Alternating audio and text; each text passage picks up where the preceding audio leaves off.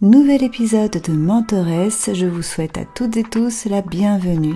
Je suis Céline Tran et dans ce podcast, je vous propose d'aborder les thématiques de lâcher prise, d'audace, d'accomplissement, des notions qui me sont chères et j'ai décidé d'ailleurs de débuter cette émission en vous narrant une partie de mon parcours, de ces étapes, une manière de me présenter à vous, une première manière aussi de me connecter à vous. J'ai le sentiment que malgré nos différences d'âge, de culture, de genre, d'éducation et même de valeurs, je crois qu'il y a des choses qui nous rassemblent dans nos expériences, qui sont profondément humaines, universelles. Des moments où nous sommes en lien avec notre vulnérabilité, avec nos peurs, avec nos rêves. Et je crois que finalement nous sommes toutes et tous égaux à ce niveau-là. Nous avons les mêmes questionnements, la même peur de se retrouver totalement seul et le besoin de reconnaissance, le besoin d'amour. D'ailleurs, l'amour, c'est un sujet que nous aborderons, car dans ce podcast, quand je vous parle d'aborder le lâcher-prise, l'audace et l'accomplissement, c'est autant dans la vie privée que la vie professionnelle. C'est autant dans les changements de vie, les besoins de changer de carrière professionnelle, que de se retrouver aussi dans une vie intime, harmonieuse, épanouissante. Nous parlerons donc bien sûr de sexualité. Mais avant de poursuivre dans ces thématiques, et d'avoir, je le répète, prochainement des invités, je vous propose de poursuivre mon récit. Probablement la dernière partie qui nous raccorde à aujourd'hui. Aujourd'hui où je suis accompagnante, où je suis mentor et coach. Et souvenez-vous, lors du dernier épisode, je vous racontais comment j'étais dans une période un peu bizarre, où j'avais beaucoup d'énergie à disposition et en même temps beaucoup de doutes. J'étais dans une période de rééducation de mon pied suite à une blessure et dans un moment où je ne savais pas trop où aller professionnellement, puisque j'avais dû faire une pause par rapport à mes initiatives dans le cinéma. Je me retrouve donc un samedi soir sur la scène d'un théâtre parisien et j'ai un trac monstre. Je me suis entraînée grâce à l'aide de ma super coach et amie Martine. Je crois plus en elle qu'en moi et si elle me dit que je suis capable de le faire, alors j'y crois. Je dois faire confiance à mon corps qui s'est entraîné aussi. Je dois lui être reconnaissante et je dois mettre mon mental en suspens, faire confiance aux automatismes de l'entraînement. Parce que là, il n'y a plus de place pour douter, il n'y a plus de place pour analyser. Dans quelques secondes, le rideau va s'ouvrir, la musique va s'entamer et je vais être face à des centaines de personnes dans une salle. Certaines me connaissent, d'autres non. Peu importe, que je sois reconnue sous le nom de Katsuni ou de Céline Tran, ça ne change rien. Je dois livrer une performance. Et mon défi à ce moment-là, c'est de raconter une histoire en silence, à travers la gestuelle de mon corps, à travers une chorégraphie, et d'incarner quelques instants ce que je conçois comme une forme de poésie, mais une poésie du corps. Alors je pense l'avoir déjà dit, mais je suis sujette au trac. Et à ce moment-là, j'ai mal au ventre, j'ai les mains moites, j'ai du mal à respirer, je commence à trembler et dans ces cas-là, mon meilleur allié, c'est la respiration, c'est évidemment de revenir au corps et c'est très très très important. Parce que plus que jamais, je dois être dans mon corps. Si jamais je commence à me laisser emballer par mes pensées, par mes et si je tombe, et si j'échoue, et si ça ne plaît pas, c'est foutu. Je dois revenir au présent, dans mes pieds, et surtout dans mes mains. Puisqu'en l'occurrence, ce sont mes mains qui vont me permettre de me hisser au sommet du tissu. Et ce qui va m'aider aussi, c'est de me connecter à ce public que je ne connais pas, de me dire, de me souvenir que c'est une chance. C'est vrai quoi, j'ai le trac, c'est normal. Mais avant tout, c'est de la joie que d'avoir cette possibilité de m'exprimer d'une manière différente, d'être accueillie, d'avoir mon espace. Quelle chance! Je ne sais pas pourquoi, mais je repense à un ami disparu, Alain Payet, quelqu'un qui a beaucoup compté pour moi, qui était réalisateur X à l'époque, j'ai fait mes débuts avec lui. Et c'est quelqu'un qui a beaucoup compté, que j'ai beaucoup aimé vraiment. Et il est parti trop tôt malheureusement. Et à ce moment-là, je l'imagine. Et je l'imagine qu'il me regarde d'un air malicieux. ça me donne une certaine force. Je me dis, écoute, Alain, ce numéro, je le fais aussi pour toi. J'espère que de là où tu es, tu vas pouvoir le voir. Et regarde, je suis habillée en blanc, dans un tissu blanc, je vais m'élever dans les airs et peut-être que ça va me rapprocher un peu plus de toi durant cette courte performance où à un moment donné, je vais même effectuer une figure qui s'appelle celle de l'ange. Alors, je vais monter jusque dans les nuages durant cette performance. Alors, je me mets en position derrière les tissus. Et ça y est, la musique est lancée. Et il se passe toujours un truc à ce moment-là, c'est drôle. J'ai toujours eu le trac, mais à partir du moment où le rideau s'ouvre, où la musique commence à résonner, c'est comme s'il y avait un déclic. Finalement, c'est un peu comme un état d'hypnose, une sorte d'état de transe qui s'amorce. Je suis aérialiste le temps de ce numéro, et je suis là pour performer. Et je m'élance dans le tissu, je prends de la hauteur, et là, il se passe quelque chose vraiment de magique. Je ne sais pas si vous l'avez déjà vécu, mais je vis ce qu'on appelle un état de flou. Ce moment où on a le sentiment que tout est aligné, qu'on est parfaitement à sa place, qu'il y a quelque chose vraiment de quasi sacré, comme si tout était parfaitement aligné dans l'univers et qu'on se trouve au bon endroit, au bon moment, et que tout est parfait. C'est vraiment une sensation particulière. Alors c'est un phénomène qui est souvent relaté par des artistes ou des athlètes, mais ça peut être vécu aussi dans d'autres circonstances. Mais c'est assez étonnant, ce sentiment de se ressentir pleinement vivant dans son individualité et en même temps d'appartenir à un tout. Et tout est fluide. Et donc je ressens cette sensation à ce moment-là. Et c'est magnifique parce que ça me fait pousser des ailes. Ça n'empêche pas des erreurs, ça n'empêche pas d'avoir des moments d'essoufflement, d'avoir des moments de nervosité. C'est loin d'être parfait puisque je ne maîtrise pas clairement, c'est mon premier numéro. Mais j'assure. Alors, ce numéro, ça ne va pas être le début d'une carrière. C'est vrai que je me suis posé la question. J'aurais pu continuer à m'entraîner et à me diriger vers la voie du spectacle. J'aurais pu également faire des numéros de contorsion. J'en ai fait quelques-uns après ce numéro, avec une troupe chinoise. Et pareil, beaucoup de trac et en même temps beaucoup de joie, une belle reconnaissance du public à chaque fois. Ce sont des expériences qui ont été très enrichissantes où je me suis dépassée, mais je sens que ma voie professionnelle n'est pas là. Donc apprentissage, oui, mais pour autant, est-ce la voie dans laquelle je souhaite m'engager? Non. Le chemin se poursuit. Pourquoi je vous raconte ça? Parce qu'il y a des étapes, comme celle-ci, qui à mon sens sont fondatrices. Ce sont des marches, ce sont des paliers, mais qui sont nécessaires. On a tendance à ne retenir que les événements qui nous mènent à quelque chose de concret et de durable. C'est normal, parce qu'on veut du résultat.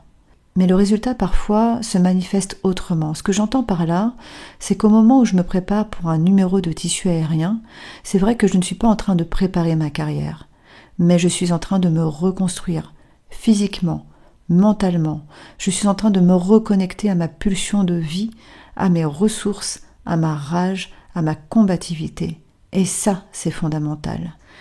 Donc au moment où vous allez peut-être faire une pause par rapport à votre travail, par rapport à votre routine, où vous allez vous octroyer un moment de repos, ou un moment pour faire quelque chose qui n'a rien à voir, ou peut-être de voyager, de faire autre chose, vous êtes en train de faire quelque chose. Il y a des personnes qui n'osent pas faire ça parce qu'elles culpabilisent. Elles pensent que c'est un luxe, elles pensent que c'est perdre son temps, qu'elles n'ont pas le droit. Eh bien, ça dépend comment vous le vivez. Moi, je pense qu'il y a des pauses ou des expériences qui sont fondamentales, parce qu'à ce moment-là, on est en train d'évoluer en tant qu'être humain. Et ça, par la suite, ça va être utile sur un autre plan, à vrai dire, sur tous les plans. Donc je peux dire que de m'être consacré à ce numéro de tissu aérien pendant plusieurs mois, ça a été une étape clé de ma vie. Ça a été la possibilité de retrouver un ancrage pour redonner une impulsion et retrouver des forces pour aller vers autre chose. Donc, quelle a été cette autre chose? Eh bien, je décide tout simplement de ne pas me limiter. Je constate sur Internet que quand je tape mon nom sur Google, il y a toujours beaucoup d'images, de vidéos de mon ancienne carrière. Je me dis, ça peut pas continuer, il faut que je propose autre chose. Donc qu'est-ce que je fais? Eh bien, à vrai dire, ça fait quelques mois déjà que j'ai lancé un blog et une chaîne YouTube qui s'appelle Ma vie de ninja, où je partage avec ma communauté tout ce que j'apprends, tout ce que j'entreprends, tout ce que j'explore. Une manière de rester en lien avec ces personnes qui me suivent, une manière aussi de montrer qui je suis. Et puis, même si je ne sais pas encore exactement où est ma place, eh bien j'en parle, et ça fonctionne plutôt bien. Alors je décide de produire des vidéos de training, de self-défense, d'entraînement, de prévention d'ailleurs aussi autour de la sexualité, de la pornographie, puisqu'il est temps aussi de prendre position et de m'exprimer à ce sujet. C'est ce qui fait que très vite aussi je vais commencer à collaborer avec une association qui s'appelle l'Open et qui fait de la prévention par rapport aux contenus digitaux exposés aux mineurs. C'est aussi une manière pour moi d'utiliser mon expérience passée pour une démarche qui me semble constructive. Parallèlement, il y a l'écriture de mon livre que j'ai entamé. Et ça, c'est pas facile, parce que parler à la première personne au présent et revivre toutes les étapes de sa vie, ça remue un peu. Et puis il y a des moments où ça me prend la tête, je ne vous cache pas, où je m'auto-censure, où je me juge, et où je me dis non mais à quoi bon en fait? Qui ça va intéresser? C'est quand même vachement narcissique de parler de soi. Un peu comme ce podcast d'ailleurs. Dis donc, est-ce que ça serait pas un peu nombriliste? Mais qui ça intéresse vraiment? Alors, je vais vous dire une chose, moi, parler de moi, c'est pas ma passion. Mais ce que j'ai compris en tout cas, c'est que l'une des meilleures manières de se connecter à quelqu'un, c'est de se présenter et c'est de parler, d'oser parler de son ressenti.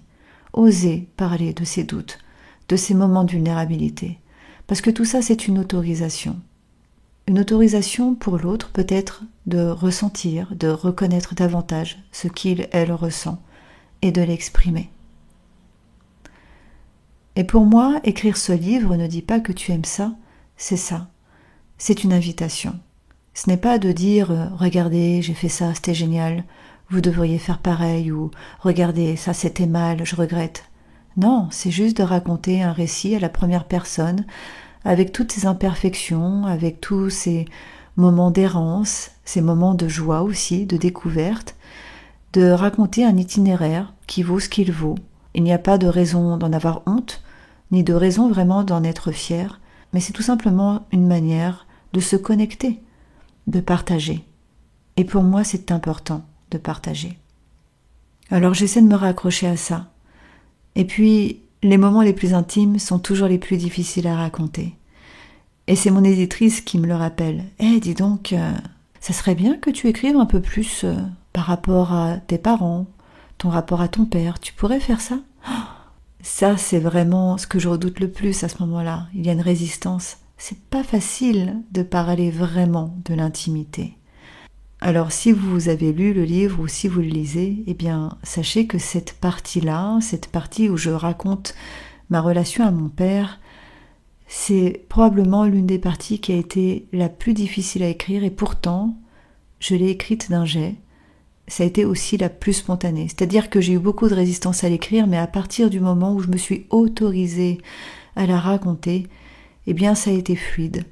Et comme par hasard, les personnes qui ont lu mon livre souvent me citent ce passage en me disant « C'est fou, mais ça a fait aussi écho à ma relation à mon père. » En tout cas, pour ce qui est de la relation aux parents, aux besoins de reconnaissance, à la communication, en famille, sachez que c'est une thématique qui me tient à cœur et que j'aborderai dans une prochaine émission très bientôt. Mais revenons à mon récit initiatique. Numéro de tissu aérien, numéro de contorsion, ok, c'est classé, je passe à autre chose. Développement de mon blog Ma vie de ninja, ok, c'est super, mais je vais pas non plus en faire un métier, c'est juste un moyen de communiquer. Écriture de mon livre, ok, c'est une étape importante, mais ça ne va pas faire de moi un écrivain. Alors c'est quoi la suite? Il se trouve que régulièrement, mais depuis vraiment un bout de temps, depuis des années, je reçois dans ma boîte mail ou à travers les réseaux sociaux des questions d'hommes, de femmes, de couples, d'ados, d'adultes, de tous âges, vraiment, de jeunes adultes jusqu'à plus de 70 ans.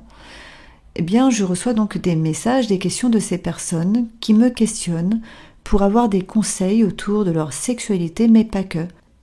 Elles me questionnent aussi autour de leurs relations amoureuses, de leur rapport à leur corps.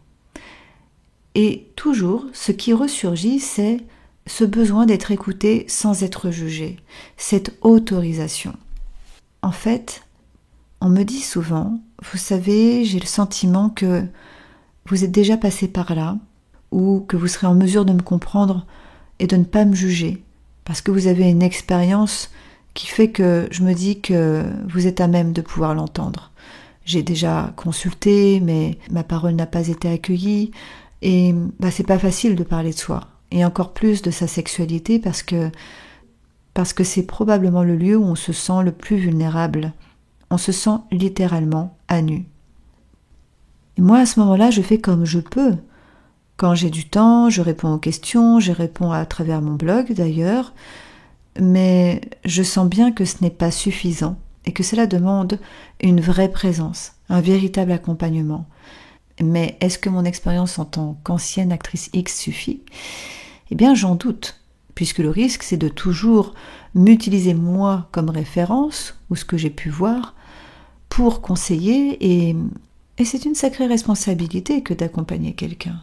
Il me faut donc des outils complémentaires, des outils qui vont me permettre d'être solide, d'être davantage légitime, d'avoir des connaissances qui me permettent de poser un cadre et surtout d'être compétente. Alors on ne s'improvise pas psychologue, ça nécessite des années d'études. Et à ce moment-là, je me tourne vers l'hypnose. L'hypnose a été un outil qui s'est révélé très efficace durant mon parcours. De manière ponctuelle et espacée, j'ai moi-même consulté une praticienne en hypnose et je ne vous cache pas que ça a produit des changements radicaux dans ma vie. D'ailleurs, pour vous donner un exemple flagrant, je me souviens d'une séance que j'ai réalisée quand j'avais environ 28 ans. À ce moment-là, je souffrais beaucoup d'être sous emprise. J'étais dans une relation toxique et c'était très compliqué pour moi de reprendre ma place. Je n'arrivais pas à parler, à prendre des décisions, à dire non. C'était quelque chose déjà d'un peu compliqué pour moi, puisque j'ai toujours été d'une nature assez réservée et à toujours m'adapter. Et puis malheureusement, je suis tombée sur quelqu'un qui a profité de ça et qui peu à peu, en fait, m'a enfermée dans une relation où c'est lui qui prenait les décisions. Et ça devenait vraiment dangereux, cette histoire. Donc j'ai décidé de consulter ma praticienne en hypnose pour prendre un peu plus ma place, apprendre à dire non, pour oser parler, oser prendre la parole. Je crois que j'ai fait un petit bout de chemin depuis, puisque désormais c'est moi qui accompagne les personnes pour prendre la parole, mais vous voyez que comme quoi c'est possible de changer. Mais il faut se donner les moyens de changer. Ça part aussi d'une reconnaissance de ses manques, de ses besoins. Ça part aussi d'une démarche où on sort du déni et où on se révolte aussi. Et tristement, c'est parfois dans les moments où on n'a plus le choix, où on se retrouve au pied du mur, qu'on est vraiment épuisé ou en danger, eh bien c'est là qu'on va réagir. Mais c'est quand même mieux de réagir à temps, vous ne croyez pas ? En tout cas, moi à ce moment-là, je n'ai plus vraiment le choix, c'est un peu une question de vie ou de mort, et je consulte et ça marche très bien, et à partir de ce moment-là, je vais vraiment être beaucoup plus confiante dans mes choix. Je me tourne donc vers l'hypnose et je me forme à une école à Paris qui s'appelle l'Arche, où entre-temps je suis même devenue formatrice et c'est un véritable déclic. C'est génial parce que quand on suit ce type de formation, on travaille beaucoup sur soi. Alors ça nécessite de se sentir en sécurité, d'avoir un cadre vraiment professionnel, mais c'est le cas dans cette école où tout se fait vraiment de manière très carrée et très bienveillante. Et au fur et à mesure des formations que je suis, je sens que je commence à bouger en fait. C'est un peu comme si je faisais une purge. J'aime bien comparer le cerveau de l'être humain à un ordinateur. En fait, on a plein de fichiers qui sont nos souvenirs. On a plein de logiciels qui sont nos compétences. Et il y a besoin de faire des mises à jour. Il y a des logiciels parfois qui sont un peu ralentis, qui ont besoin d'être boostés. Il y en a qui ont besoin d'être modifiés. Et puis, vous savez, il y a tous ces fichiers, ces vieux dossiers qui nous encombrent, dont on n'a plus vraiment besoin, qui sont parfois trop lourds, trop volumineux, qui n'ont pas vraiment besoin d'être sur le bureau. Et donc, on a besoin de faire un tri et de placer des choses qui ne sont plus utiles dans la corbeille. Et puis il y a des choses aussi qui sont parfois lourdes, mais on n'a pas envie de les effacer pour autant, ce sont des souvenirs qui ont compté. Alors on les place dans des dossiers, mais dans des endroits qui sont bien cachés, on sait qu'on pourra y retourner quand on le souhaitera, mais c'est pas nécessaire de les avoir sous les yeux. Peut-être même qu'il est encore préférable de les placer dans des disques durs externes et de les ranger. On n'a pas besoin de les avoir là, dans notre ordinateur, parce que c'est peut-être un peu trop volumineux et ça ralentit le système.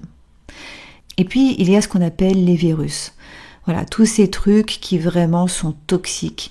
Alors, on pourrait associer ça à des événements traumatiques, à des événements qui nous ont émotionnellement impactés et qui ont encore une trace aujourd'hui au présent et qui fait que, on va manquer d'estime de soi, on va s'auto-saboter, on va être dans le déni, dans l'évitement, être dans des pensées limitantes. En fait, ce sont tous les conditionnements toxiques qui font qu'on a des blocages au présent et parfois on se dit mais j'aimerais bien avancer mais je ne sais pas pourquoi, il y a quelque chose qui résiste. Ou alors, je sais pourquoi, mais malgré tout, malgré le fait de tout comprendre de mon histoire, ça ne fonctionne pas, il y a quelque chose qui fait que. Or, avec l'hypnose, on va s'intéresser à ce quelque chose qui fait que. On va s'intéresser à ce qui bloque et ce qui résiste. Et c'est un outil absolument merveilleux quand il est bien utilisé, bien sûr, parce que ça ne reste qu'un outil. Et donc, je me forme à ça. Et mon appétit d'apprendre est toujours de plus en plus important parce que plus j'apprends et plus forcément je réalise que je ne sais pas grand-chose. Je me forme aussi en sexoanalyse, pour être plus spécifiquement formée à l'accompagnement dans les troubles de la sexualité. Je me forme aussi dans le rapport à la performance, dans le rapport au corps, où l'hypnose est utilisée pour les performances des athlètes. Je me forme en addictologie et je continue aujourd'hui, au moment où je vous parle, je continue à me former. Donc, nous sommes en 2018. Je me suis formée en hypnose, je me suis formée en yoga, j'ai une certification professorale. J'ai aussi de multiples certifications en massage bien-être et en massage taille. Et là, je me dis, bon, j'ai quand même pas mal exploré pendant tout ce temps et je crois qu'il est temps de rassembler tout ça. Moi, j'ai un profil, vous savez, où j'ai du mal à rentrer dans les cases. Alors, la case, c'est moi qui me la dessine. J'en dessine les contours, j'en crée l'espace, les conditions. Et c'est ma manière de fonctionner. Il y a des personnes qui vont préférer travailler en entreprise, être salarié. Il y a probablement un côté rassurant là-dedans. Chacun sa place, chacun sa fonction. On n'a pas tous les mêmes profils, on n'a pas tous les mêmes besoins, mais c'est important de les reconnaître surtout.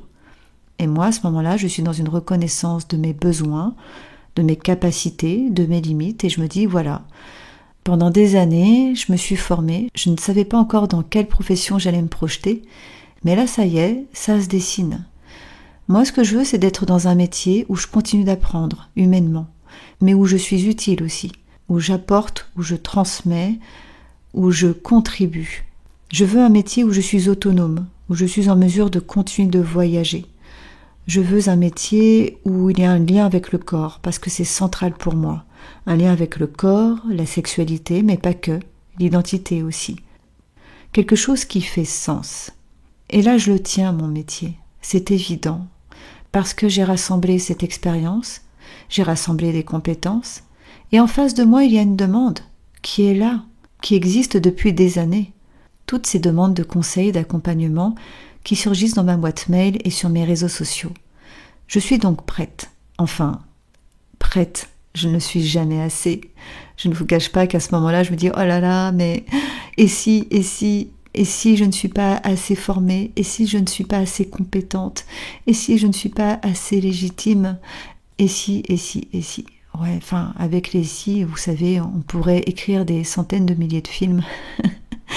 Je pense que les si, il faut les garder pour l'écriture scénaristique. Le truc, c'est que j'ai pas vraiment le choix, il faut que je bosse. Alors c'est parti. Je me lance. Et j'hésite quand même par rapport au massage. J'adore masser. J'aime énormément masser, j'aime être en contact avec le corps. Mais oui, il faut quand même être consciente de l'image que j'ai jusqu'à présent. C'est qu'il y a toujours l'étiquette ancienne actrice X. Et là, je me posais la question, est-ce que je ne devrais pas masser que des femmes, pour des raisons d'image, de sécurité? Et vous savez quoi? Et puis merde, j'ai envie de masser, j'aime masser, à moi de poser mon cadre. Et après tout, je ne peux pas contrôler les projections des gens, je ne peux pas contrôler leur jugement. Il y aura toujours des personnes pour imaginer des choses bizarres, des choses tordues. Il y aura toujours des gens pour dénigrer, pour critiquer. Est-ce que ça compte vraiment? En fait, non. Ce qui compte, c'est que je me sens à ma place là. Et donc, j'annonce officiellement que j'ouvre mon cabinet de coaching et parmi ces prestations, il y a du massage, il y a du conseil, il y a de l'hypnose. Et je combine tout ça aussi pour accompagner du mieux que je peux les personnes qui viennent à moi, qui sont dans des problématiques qui sont plus lourdes aussi que je ne le pensais. Il y a une part de moi qui pense aussi qu'à partir du moment où je demande à être rémunérée pour des séances, eh bien il y aura moins de demandes. Eh bien finalement c'est tout l'opposé qui se produit. Et je reçois des messages qui me disent « Ah super, enfin, vous proposez votre cabinet de coaching, mais on attendait ça. Là enfin, je sais que je vais pouvoir compter sur vous. » Et figurez-vous que ça se passe bien. Ça se passe bien parce que le cadre est clair, et j'insiste là-dessus. Le cadre est clair. Combien de fois on m'a posé la question « Mais t'as jamais eu peur d'être agressé ? T'as jamais eu peur en fait qu'on dise de toi que finalement derrière les massages, il y avait peut-être d'autres attentes ? » Bien, c'est normal qu'il y ait des attentes, mais c'est à moi aussi de désamorcer le doute et d'être très clair. Et je pense que parfois, il y a de la confusion, il y a des maladresses ou il y a des propositions indécentes parce que ce n'est pas clair. Je ne suis pas du tout en train de donner des excuses aux personnes qui ont des comportements inappropriés. Mais je pense que la clarté, c'est quand même une super prévention. Au moment où je vous parle, je ne propose plus de prestations en massage bien-être. À vrai dire, je n'en propose que dans le cadre de coaching spécifique avec engagement, quand vraiment ça a du sens. Aujourd'hui, mon métier, c'est d'accompagner autour du rapport au corps, de la vie intime, des changements de vie, de comment lâcher prise, comment oser et comment s'accomplir et trouver sa place. Je tenais à vous raconter cette histoire pour que vous compreniez pourquoi aujourd'hui je fais ce métier. Et je vais être honnête avec vous, dans 10 ans, je ferai peut-être autre chose. Tout simplement parce que je ne me limite pas. Et rien n'est permanent. Nous sommes des êtres vivants, nous continuons d'évoluer. Et ce qui est juste aujourd'hui ne le sera peut-être plus dans 10 ans. Là où certains voient de l'instabilité, de la dispersion, moi je vois une énorme autorisation, une liberté à être soi, à apprendre, à évoluer et à s'exprimer d'une manière qui est juste au moment où on la ressent. L'alignement et l'intégrité sont là et c'est tout ce qui compte. On a plusieurs vies dans une vie. Nous arrivons donc au terme de cet épisode et je ne sais pas à quel point il a résonné pour vous. Je vous invite à vous poser cette question. Tiens, aujourd'hui, où je me trouve aujourd'hui, qu'est-ce qui fait sens ? Qu'est-ce qui fait que je me lève le matin ? Qu'est-ce qui me motive ? Qu'est-ce qui me motive à aller faire mon travail ? Qu'est-ce qui me motive, si je suis en couple, à retrouver mon ou ma partenaire ? Qu'est-ce qui fait que je choisis cette personne au quotidien ? Parce que ce n'est pas parce que je me suis engagée il y a 5 ans, 10 ans, que cet engagement a toujours la même saveur aujourd'hui. Qu'est-ce qui lui donne du sens aujourd'hui ? Le principe, c'est de ne pas déconstruire, mais d'être en conscience, de mettre du sens au présent. L'être humain que je suis aujourd'hui a ses propres besoins, sa sensibilité, ses limites, ses aspirations. Qu'est-ce que je fais aujourd'hui pour répondre à tout cela ? Et qu'est-ce qui, en revanche, me semble non aligné ? Parfois, il y a même des choses qu'on fait et qui jouent contre nous-mêmes. En fait, il y en a plein. Hein. C'est incroyable comme on peut être toxique envers soi. Typiquement, se maintenir dans une situation qu'on subit, où il y a de la souffrance, et où on va se raconter des histoires pour tenir. Vous savez ces fameuses phrases où on se dit « oui, mais ça va changer ». Il ou elle va changer. Il ou elle va finir par comprendre. Je vais bien finir par avoir de la reconnaissance quand même. Attention à ce genre de phrase. Qu'est-ce que vous faites vraiment pour vous-même ? Dans un prochain épisode, je parlerai un peu moins de moi, il est temps, pour ouvrir sur d'autres thématiques. Et là, je compte sur vous. Postez en commentaire, s'il vous plaît, vos questions, vos réactions et les thématiques que vous souhaitez voir abordées, puisque c'est cette matière qui va permettre d'inspirer de nouvelles émissions. Je vous dis à très bientôt. Pensez à vous abonner.